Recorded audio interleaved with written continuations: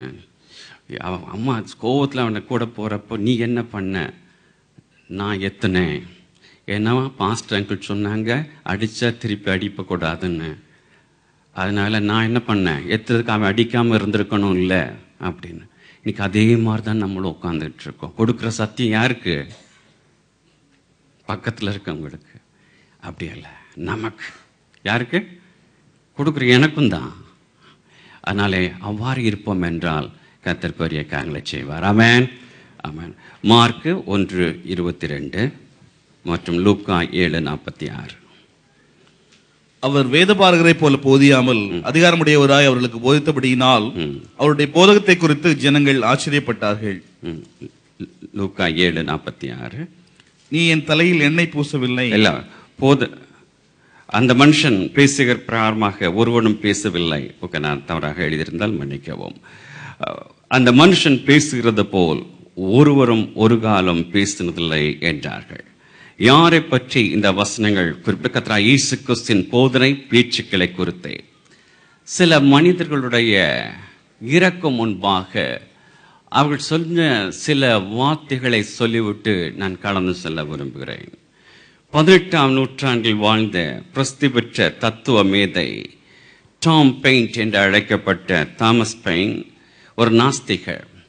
அவர் ஒரு சிறந்த புஸ்தகத்தை, பகுத்தறியும் காலம் என்ற புத்தகத்தை எழுதினார். அது உலகில் பல பகுதியில் மிகவும் பிரசித்தமாகியது. ஆனால் அவர் மரிக்கும் தருவாயிலே அவர் கதறி கதறி அவர் மரித்தாராம். ஐயோ, தேவன் இல்லை என்று சொல்லிவிட்டேனே, கிறிஸ்து இரட்சகர் என்பதை நான் மறந்து விட்டேனே, மரணத்துக்கு பின்பாக ஒன்றுமே இல்லை என்று நினைத்து விட்டேனே, எனக்கு உதவி செய்வார் யாரும் இல்லையா, இருள் என்னை மூடிக்கொண்டிருக்கிறதே என்று சொல்லி கதறி கதறி அவர் மரித்தாராம். அடக்க ஆராதனைக்கு பிரசித்தி பெற்றவர். ஆனால் அடக்க ஆராதனைக்கு 6 பேர், அதுவும் கம்பலாக அவர் கொண்டு அடக்க செய்ய வேண்டும் என்ற நிலைமைக்காக கைவிடப்பட்டவராக மரித்தாராம். மிஷனரி அடோனிராம் ஜக்சன் கடைசி வார்த்தை, ஸ்கூல் முடிந்து வரும் சிறுவனைப் போல உற்சாகமாக நான் இப்பொழுது இருக்கிறேன் என்று சொன்னாராம். 1829 முதல் 1890 வாழ்ந்த கேத்ரின் பூத், சல்வேஷன் ஆர்மியுடைய ஸ்தாபக வில்லியம் பூத்தின் மனைவி மரிக்கும் பொழுது, நீர்மட்டம் மேலே உயர்ந்து கொண்டே சென்று கொண்டிருக்கிறது, நானும் அதோடு உயர்ந்து கொண்டே இருக்கிறேன். தண்ணீருக்கு அடியில் அல்ல, மாறாக அதற்கு மேலே. மரணத்தை கண்டு பயப்படாதீர்கள், கிறிஸ்துவுக்காக ஜீவிக்கும் பொழுது மரணம் இன்பமே இன்பமே என்று சொல்லி மரித்தார்களாம். தேவ ஊழியர் டிஎல் மூடி மரிக்கும் பொழுது, பூமி கடந்து போகிறது, பரலோகம் எனக்கு முன்பாக திறக்கிறது, இது கனவு அல்ல, என்ன அழகான காட்சி, இதுதான் மரணமா, என்ன இனிமையான இங்கு பள்ளத்தாக்கே இல்லையே, தேவன் என்னை அழைக்கிறார், நான் போக வேண்டும் என்று சொல்லி மரித்தாராம். தேவ ஊழியர் ஜான் வெஸ்லி, எல்லாவற்றிலும் மிக சிறந்தது Immanuel, Immanuel, God is with us, God is with us, now I say farewell, farewell என்று சொல்லி மரித்தாராம். இவைகளெல்லாம் ஒரு பக்கம் இருக்கட்டும். நம் அருள்நாதர், நம் இரட்சகர் கூறிய கடைசி வார்த்தைகள் என்ன? அதை குட் ஃப்ரைடேல தியானித்தோமே, அதுவா கடைசி வார்த்தை? அல்ல, அல்ல. அது அவர் மரிக்கும் முன்பாக சொன்ன ஒரு வார்த்தைகள். ஆனால் மரித்த உயிர்த்த ஒருவர் சொன்ன ஒரே ஒருவர் தான் நம் கர்த்தராகிய இயேசு கிறிஸ்து ஒருவர் தான். அல்லேலூயா.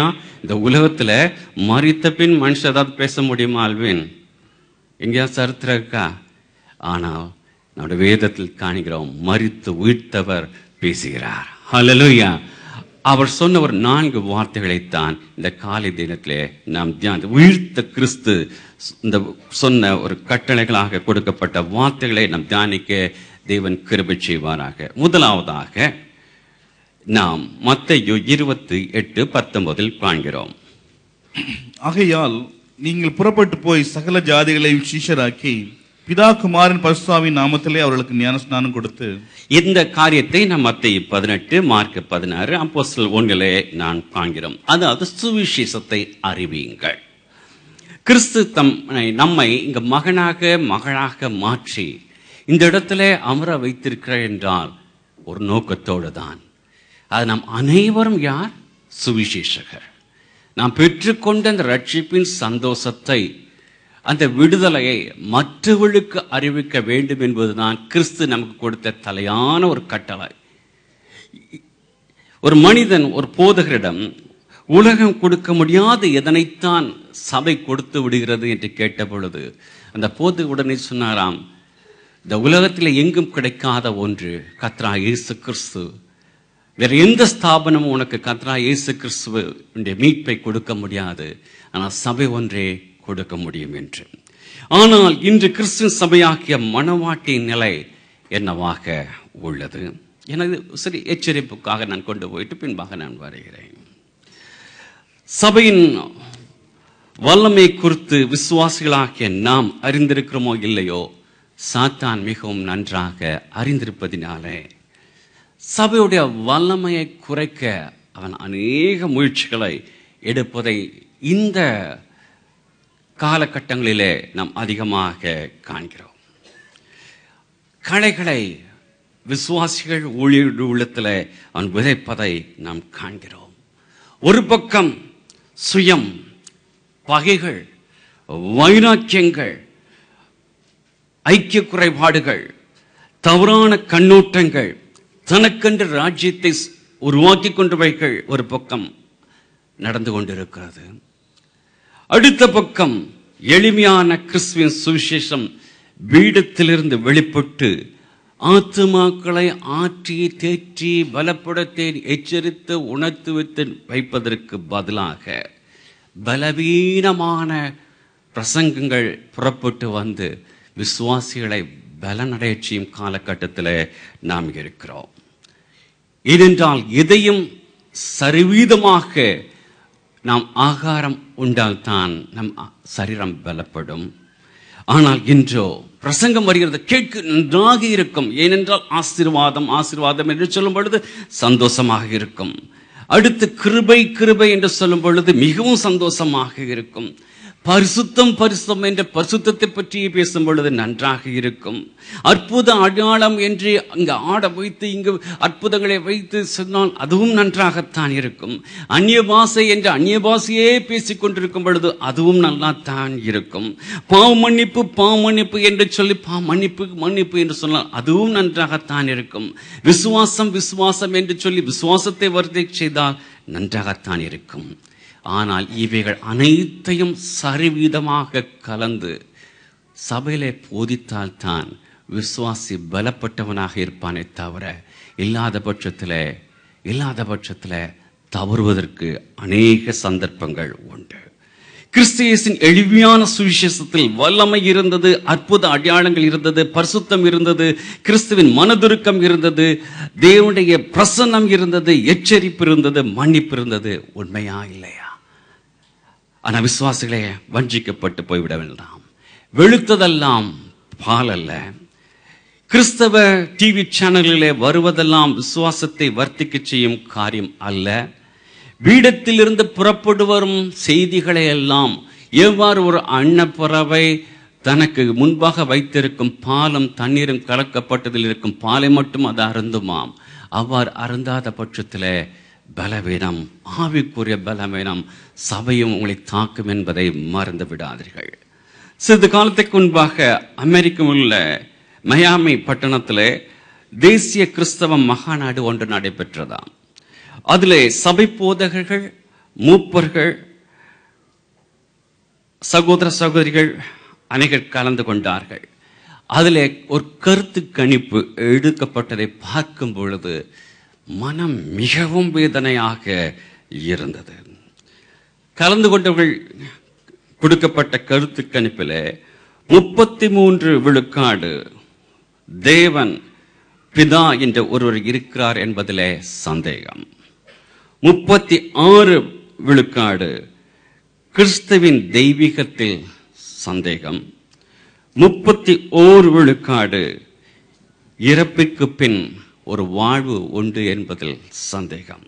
யாருக்கு இந்த நிலை? ஊழியர்களுக்கு, சபை போதகர்களுக்கு அவ்வாறு இருக்கும் என்றால் அங்கு இருக்கும் விசுவாசியுடைய நிலை என்னவாக இருக்கும்? இன்று கருத்தரங்கு கான்ஃபரன்ஸ் கலாச்சாரத்திற்கு சபை தள்ளப்பட்டிருக்கிறது. சபை ஊழியர்கள் தள்ளப்பட்டிருக்கிறார்கள். கான்ஃபரன்ஸ், இங்கு கான்ஃபரன்ஸ், அங்கு கான்ஃபரன்ஸ், இங்கு என்னை அழைக்க, அங்கு அழைக்கிறோம். சில நேரங்களிலே மனம் இதெல்லாம் பார்க்கும் பொழுது மன வேதனை வேதனை வேதனை. Banners, cut out, TV program, flyers, இதில் செலவழிக்கும் ஒரு ஃப்ராக்ஷன் தொகை கர்த்தருடைய ஆலயம் எங்கு கட்டப்படவில்லையோ அங்கு கொடுத்தால் எத்தனை ஆலயங்கள் இழந்திருக்கும். எத்தனை இடங்களில், இன்னும் நம்முடைய தமிழ்நாட்டில், கேரளாவில், ஸ்ரீலங்காவில், இன்னும் எத்தனை கிராமங்களில் ஆலயங்கள் இல்லை. எத்தனை இடத்தில் சுவிசேஷகர்கள் இல்லை. இந்த கட் அவுட் செலவழிக்கும் பணத்தில் ஒரு ஃப்ராக்ஷனை கொடுத்தால் எத்தனை ஆத்துமாக்கள் கிறிஸ்துவண்டை வழிநடத்தப்படுவார்கள். இன்னும் உட்கார்ந்திருக்கும் நம்மள அந்த தியாகமத்தோடு தங்களுடைய தேசத்தை விட்டு கடந்து வந்து சூட்டிலும் வறட்சியிலும் தங்களை தொப்பிலே கூழ் வாங்கி குடித்து கொண்டு ஊழியம் செய்ததினால இன்று நாம் சந்ததி சந்ததியாக கிறிஸ்து களி கோர்த்து கொண்டிருக்கிறோம். ஆனால் எவ்வாறு இன்றைய ஊழியர்கள் நிலைமை எவ்வாறு இருக்கிறது? ஹை ஃப்ளையிங் லைஃபில் கடந்து சென்று விட்டார்கள் அல்லவா? இதெல்லாம் பார்க்கும் பொழுது பைபிள் டிரான்ஸ்லேஷன் அருமையான காரியங்கள் நடந்து கொண்டிருக்கின்றன. இதுவரை கர்த்தருடைய வேதம் வெளிவராததிலே, சுவிசேஷம் வெளிவராததிலே எந்த மொழியில் வரவில்லை என்று பார்த்து அதை கண்டறிந்து அதை கற்று அதற்கு முன்பாக எவ்வளவு முயற்சிகள் இருக்கின்றன. ஒரு வேர்டை டிரான்ஸ்லேஷன் எத்தனை நாட்கள் மாதங்கள் எடுக்கிறார்கள். அப்படிப்பட்ட உன்னதமான ஊழியர்கள் நடந்து கொண்டிருக்கின்றன. மறைக்கப்பட்டாய்விட்டன. இவைகளை சப்போர்ட் செய்வதற்கு ஆட்கள் இல்லை, என்கரேஜ் பண்ண ஆட்கள் இல்லை. மனவேதனை. இப்படிப்பட்ட எளிமையான வல்லமையான சுவிசேஷம் அறிக்கும் தன்மைகள் மறைக்கப்பட்டு வரும் காலகட்டத்தில் சபை சென்று கொண்டுள்ளது. தனித்தாள் ஊழியம் யாருக்கும் வேண்டாம். அந்த காலங்களிலே கேம்பாக எங்களுக்கு பலன் இருந்த பொழுது சென்று மணிக்கணக்காக 10, 11, 12 வரைக்கும் பிள்ளைகளோடு அமர்ந்திருந்த பேசி அந்த காலங்கள் போய்விட்டது. எல்லாருக்கும் இன்று மேடை வேண்டும், மைக்கு வேண்டும், கூட்ட வேண்டும். இவைகளெல்லாம் பார்க்கும் பொழுது மனம் வேதனையினாலே இந்த சரீரம் பாதிக்கப்படும் காலத்தில் நான் இருக்கிறேன். ஏன் சுயம் எனக்கு என்று ஐயா, நம்முடைய கர்த்தர் இயேசு கிறிஸ்துவை முன்குறித்துங்கள், அவர்களுக்காக ஓடுவோம். இணைந்து செல்லும் பொழுது கர்த்தர் மகிமையான காரியங்களை செய்வார் அல்லவா? ஐக்கியம் எங்கே சென்று விட்டது? எங்கே சென்று விட்டது? ஒரு தேவ பிரசன்னத்தில் கழிகூறாட முடிவுக்குள்ள தள்ளப்பட்டிருக்கிறோமே. ஏன்? நமக்குள்ளாக இருக்கும் நான் என்ற ஒரு காரியம் அல்லவா? விட்டு கொடுக்க மனமில்லை, தாழ்ந்து போக மனமில்லை, மன்னிப்பு என்று கேட்க மனமில்லை, மன்னிப்பு கேட்கும் பொழுது ஏற்க மனமில்லை. கிறிஸ்தவர்கள், விசுவாசிகள் சிந்திக்க வேண்டிய ஒரு காலம். அமர்ந்திருந்த நானே தேவன் என்று அறிந்து கொள்ளுங்கள் என்று சொல்லும் பொழுது அமர்ந்திருக்க நேரமில்லை. ஒரு செய்தி ஆயத்தப்பட வேண்டும் என்றால் 4 மணி நேரம் 5 மணி நேரம் போதாதையா. 4 நாட்கள் தேவனுடைய சமூகத்தில் அமர்ந்திருந்த கர்த்தருடைய வார்த்தை என்று கேட்டு அதை பிடித்து பிள்ளைகளுக்கு கொடுக்க நேரம் அல்ல. ஏனென்றால் கான்ஃபரன்ஸ், ஓட்டம், அங்கு ஜெபம், அங்கு கூட்டம், அந்த கூட்டம், இந்த கூட்டம். பின்பு தேவ சமூகத்தில் எவ்வாறு அமர முடியும்? ஆராதனை நடத்துவதற்கு முன்பாக ஏதோ வந்து நடத்தி விடாதீர்கள். தேவனுடைய சமூகத்தில் காத்திருங்கள். என்ன வார்த்தை கொடுக்கிறீர், என்ன சொல்ல வேண்டும்? காத்திருக்க இன்று நேரமில்லை. பின்பு எவ்வாறு ஏற்ற வல்லமைமிக்க வசனங்கள் பீடத்திலிருந்து புறப்படும்? எவ்வாறு அதை விசுவாசிகளை ஆற்றுவதாக, தேற்றுவதாக, நிலைநிறுத்துவதாக இருக்கும்? இன்று பீடங்களிலிருந்து தன்னைத்தான் பெரிதுபடுத்தும், தன் ஊழியங்களை வியாபாரப்படுத்தும் காரியங்கள் அல்லவா எழுந்து கொண்டிருக்கவில்லை. ஆனால் பவுல் அப்போஸ்தலர் எவ்வளவு சிறப்பாக சொல்கிறார். கலாத்தியர் 6:14 நானோ நம்முடைய கர்த்தராகிய இயேசு கிறிஸ்துவின் சிலுவையை குறித்தே அல்லாமல் வேறொன்றையும் குறித்து மேன்மை பாராட்டுவதற்காக அவரால் உலகம் எனக்கு சிலுவையில் அறைந்திருக்கிறது, நானும் உலகத்திற்கு சிலுவையில் அறைந்திருக்கிறேன். இன்னும் சிறப்பாக 1 கொரிந்தியர் 2:2 இயேசு கிறிஸ்துவை சிலுவையில் அறையப்பட்ட அவரையே அன்றி வேறொன்றையும் உங்களுக்குள்ளே அறியாதிருக்க தீர்மானித்திருந்தேன். இயேசு கிறிஸ்துவை சிலுவையில் அறையப்பட்ட இயேசு கிறிஸ்துவை அன்றி வேறே ஒன்றையும் உங்களுக்குள் அறியாதிருக்க தீர்மானித்தேன். அடுத்தாக கிறிஸ்து இயேசுவின் சுவிசேஷத்தில் மனதுருக்கம் இருந்தது. The compassion of the heart. காணாமல் போயுள்ளவர்கள் மீதான மனதுருக்கம் இன்று மறக்கப்பட்டு ஏதோ தாங்கள் பரிசுத்தவான்கள் என்றும் மற்றவெல்லாம் பாவிகள் என்று அவர்களுக்குள்ளாக குற்ற உணர்வை கொடுத்து அவளை கிறிஸ்துவை வந்து புரிக்கத்தக்கதான ஒரு காலகட்டத்துக்குள் சென்று விட்டோம் அல்லவா? ஐயோ, எச்சரிப்பு கொடுக்கும் பொழுது தொடர்ந்து தேவனுடைய மனதுருக்கம் வர வேண்டும். தேவனுடைய மனதுருக்கத்தினால தொடப்பட்ட ஆத்துமாக்கள் தான் கடைசி வரை நிலைநிற்க முடியும் என்பதை மறந்து போய்விட வேண்டாம்.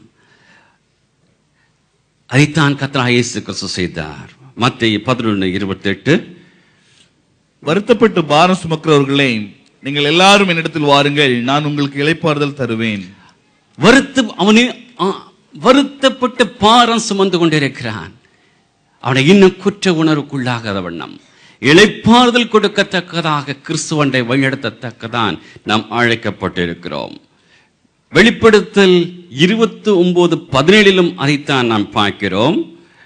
ஆவியும் மனவாட்டியும் வா என்கிறார்கள், கேட்கிறவனும் வா என்பானாக. தாகமாயிருக்கிறவன் வரக்கடவன், விருப்பமுள்ளவன் ஜீவ தண்ணீரை இலவசமாய் வாங்கிக் கொள்ள கடவன். டாக்டர் ராபர்ட் லீ என்ற கர்த்தருடைய தாசன் ஒரு கடந்த நூற்றாண்டிலே அமெரிக்காவிலே 30 ஆண்டுகள் போதகராக அவர் ஒரு ஆலயத்தில் இருந்தாராம். ஒரு நாள் கிறிஸ்துமஸுக்கு முந்தைய நாள் கிறிஸ்துமஸ் ஈவ் இரவு அன்று அவரும் அவருடைய மனைவியும் கனல் நெருப்பு அருகே இளைப்பாறிக் கொண்டிருந்த பொழுது ஒரு போன் அடித்தது.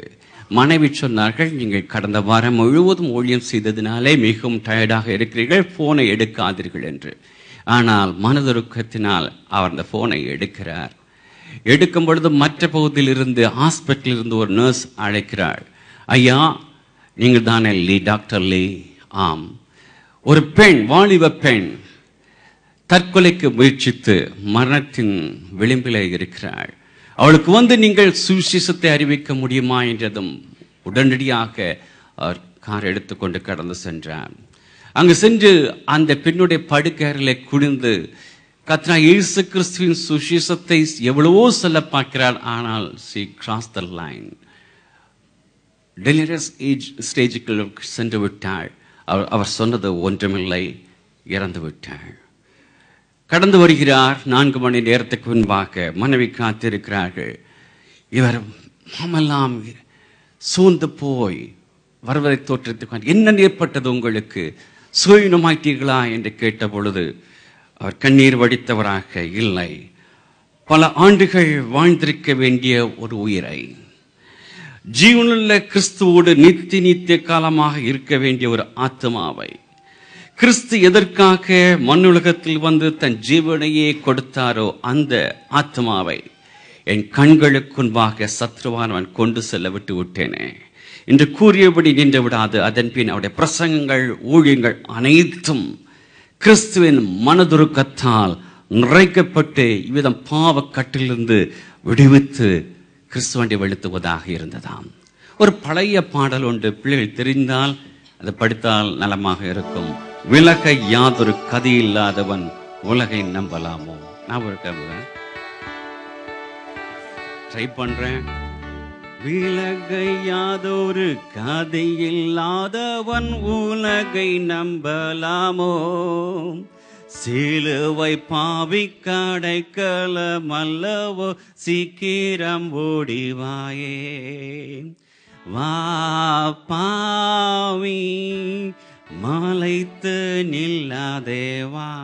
என்ன அழகான பாடல்! நாம் மறக்கப்பட்டு போய்விட்டோம். ஆம், என்னிடத்தில் ஒரு நன்மையும் இல்லை என்று எண்ணி திகையாதே, உன்னிடத்தில் ஒன்றுமில்லை என்று அறிவேனே, உள்ளபடியே வாயேன். ஹல்லேலூயா! ஆம், இந்த பாடலெல்லாம் மறக்கப்பட்டு ஏதோ மியூசிக்கு ஏற்ற ஆராதனை என்று மாற்றிவிட்ட காலகட்டத்தில் நாம் வந்து விட்டோம். உன்னிடத்தில் எந்த ஒரு நன்மை இல்லை